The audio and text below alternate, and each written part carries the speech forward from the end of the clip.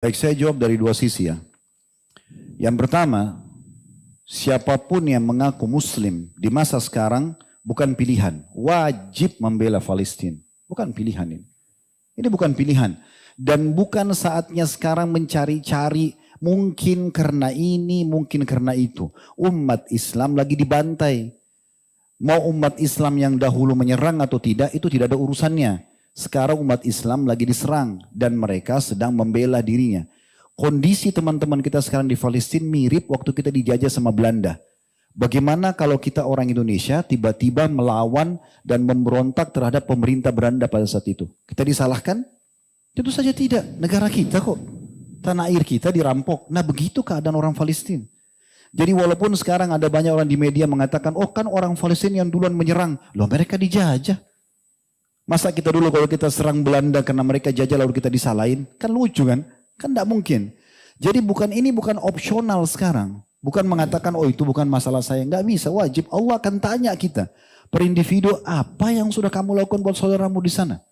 Minimal dengan doa. Hanya angkat tangan modalnya. Berdoa memuji Allah lalu memuji salawat kepada Nabi SAW. Doakan agar Allah berikan kepada mereka solusi. Begitu juga dengan Allah binasakan musuh-musuhnya. Karena memang Nabi SAW mendoakan kebinasaan buat musuh. Ya. Ini satu sisi. Jadi tidak boleh kita sekarang menganggap ini bukan masalah kita. Ini masalah umat Islam. Kita ini harus seperti satu jasad kata Nabi SAW. Kalau satu luka, jari kita kena pisau misalnya, kata Nabi SAW seluruh jasad itu akan demam. Harusnya begitu. Siapapun muslim di muka bumi ini syahadat dari keturunan suku manapun, tinggal di wilayah manapun, kapan dia terganggu, maka sudah harus kita bela. Ada seorang wanita di ujung perbatasan negeri Persia, di zaman Khalifah Mu'tasim, salah satu Khalifah Abbasi. Dia rupanya perempuan ini lagi jalan, lalu ketemu dengan 3 orang tentara Persia. Tiba-tiba tentara Persia itu menarik jilbabnya, kemudian menggebukin, memukul wanita ini.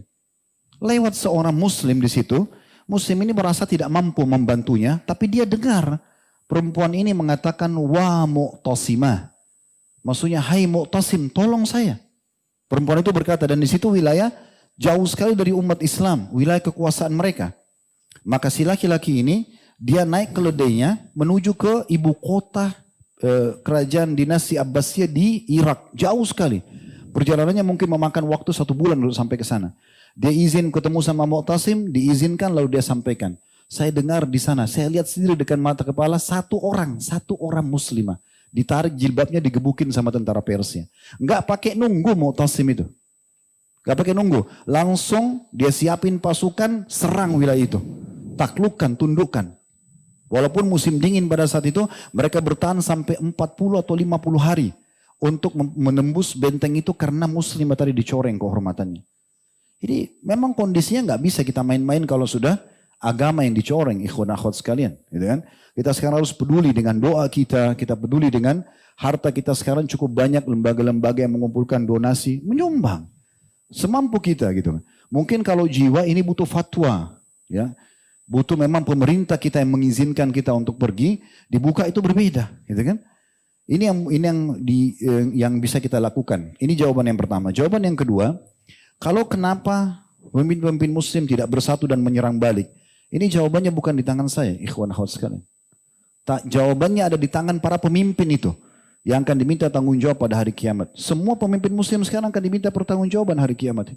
Bagaimana bisa dia lihat saudaranya di sana, dia punya kekuatan militer, dia punya ekonomi, kenapa dia tidak maju? Sayangnya pemimpin kita sekarang ini beda sekali dengan Abu Bakar, beda sekali dengan Umar. Abu Bakar itu sebenarnya Nabi SAW ada 2 kelompok muncul pada saat itu. 3 kelompok malah sekaligus. Yang pertama penolak pembayar zakat. Mengaku muslim tapi mereka mengatakan sudah Rasulullah sudah meninggal, nggak ada lagi zakat. Zakat kami cuma berikan kepada Nabi.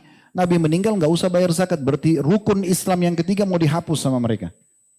Kelompok yang kedua adalah orang-orang yang murtad dari agama Islam. Mereka masuk Islam awalnya di akhir hidup Nabi SAW dengan tujuan ya mereka hanya sekedar takut saja secara politik. Karena umat Islam sudah menguasai Jazirah Arab. Mereka Muslim imannya banyak yang murtad. Kelompok ketiga munculnya Nabi palsu, Musailamah al-Kadzdzab dan Aswad al-Unsi. 3 kelompok besar di Jazirah Arab yang muncul. Waktu itu kekuatan umat Islam tidak lebih daripada 20 sampai 25 ribu pasukan.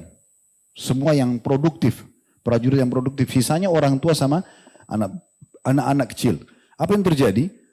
Abu Bakar langsung membentuk pasukan di awal khilafahnya beliau, lalu kemudian mengutus untuk menyelesaikan 3 perkara ini. Sampai Umar saja yang sangat tegas. Umar itu sampai mengatakan, ya Abu Bakar, kenapa? Karena Abu Bakar mengangkat Umar sebagai penasehat.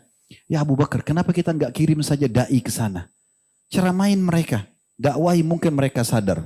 Abu Bakar dengan tegas mengatakan, saya pasti akan memerangi demi Allah seseorang yang tadinya membayarkan zakat ke masa Nabi SAW walaupun dengan tali kekangan kuda atau ikatan atau seekor domba yang pernah dibayar ke Nabi SAW lalu mereka berhentikan. Lalu keluar pasukan tersebut. Waktu keluar pasukan, seluruh kekuatan laki-laki keluar. Tertinggal saja di Madinah itu beberapa orang tua kebanyakan dan wanita. Yang tinggal di sana Abu Bakar sama Umar sebagai khalifah dan wakilnya.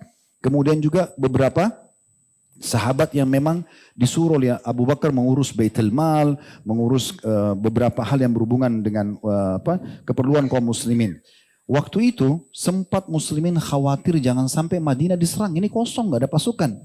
Tapi ternyata dengan niat yang tulus untuk membela Islam, membela agama Allah SWT ini yang terjadi justru musuh-musuh di luar sana berpikir gak mungkin Madinah kosong.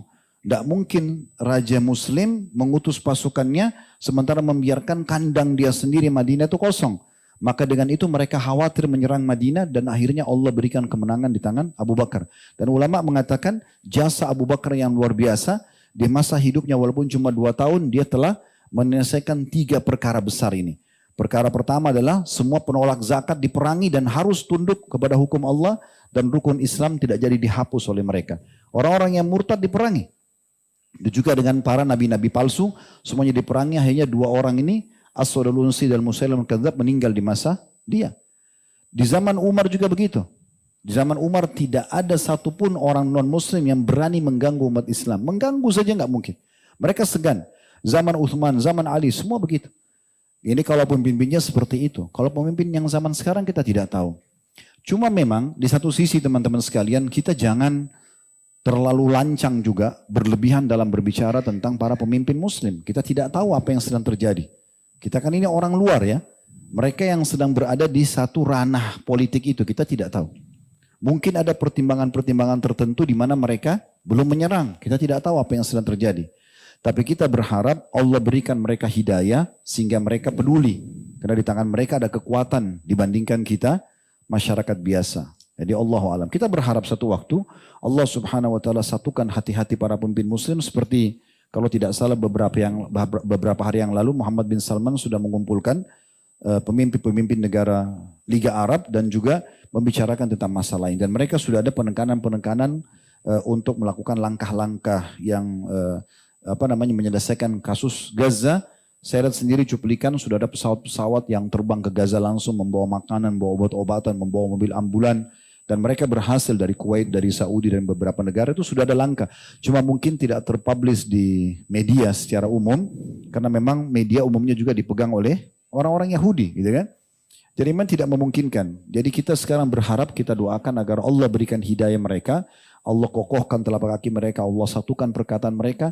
Dan ini saya melihat momentum yang paling tepat untuk menyatukan umat Islam. Di masa selama ini selalu berselisih dalam pendapat-pendapat yang sepele, tidak diperlukan. Sekarang sudah saatnya lupain semua itu. Sekarang umat Islam lagi Allah ajak untuk bersatu. Sisi yang lain saya mau tambahkan ikhwas sekalian. Mungkin di mata sebagian orang, teman-teman kita di Palestina kesian, tertindas segala macam. Tapi kalau saya melihat dengan kacamata saya pribadi, yang saya pahami secara teori agama, justru mereka adalah orang-orang yang Allah pilih. Di saat sekarang, kalau kita lihat cuplikan-cuplikan, saya hampir setiap saat mengikuti cuplikan keadaan orang-orang di sana, mereka para ulamanya, bagaimana mereka pun tetap sholat Jumat, mereka sholat 5 waktu di masjid walaupun terjadi peperangan. Dan mereka itu terlihat sekali membahasakan, Alhamdulillah kami bersabar dengan ujian ini. Alhamdulillah kami menikmati proses ini. Para syuhada diciumin sama mereka. Mereka merasa gembira, ibunya bangga dengan anaknya mati syahid. Ini Allah pilih mereka menjadi orang-orang yang betul-betul merindukan akhirat. Dunia jadi kecil buat mereka. Building hancur depan matanya, anaknya meninggal. Tapi mereka harus terima fakta itu semuanya dan di saat memang umat Islam belum bisa membantu mereka. Ini peluang yang luar biasa. Siapa yang Allah berikan kesempatan beramal saleh, terutama dia bisa berjihad di jalan Allah dengan cara yang benar. Seperti di Gaza sudah jelas caranya benar. Mereka lagi dijajah, mereka melawan gitu kan. Maka ini adalah sebuah karunia yang luar biasa. Karena tinggal tunggu satu peluru, satu bom, selesai. Bagi dia mati syahid dan mendapatkan mati terbaik. Kita belum tentu bisa dapatkan itu. Allah sedang memilih mereka. Mungkin secara kasat mata kita lihat, anak ini kena bom, ibu itu meninggal juga, anak ini laki-laki itu meninggal. Tapi mereka mati, semua orang juga pasti mati kan. Cuma mereka sudah meraih mati terbaik, yaitu mati syahid di jalan Allah Subhanahu Wa Taala. Harusnya kita merasa cemburu dengan mereka. Karena mereka mendapatkan peluang itu, kita tidak mendapatkannya. Tapi kita masih bisa meraih peluang itu dengan niat kita dan doa kita.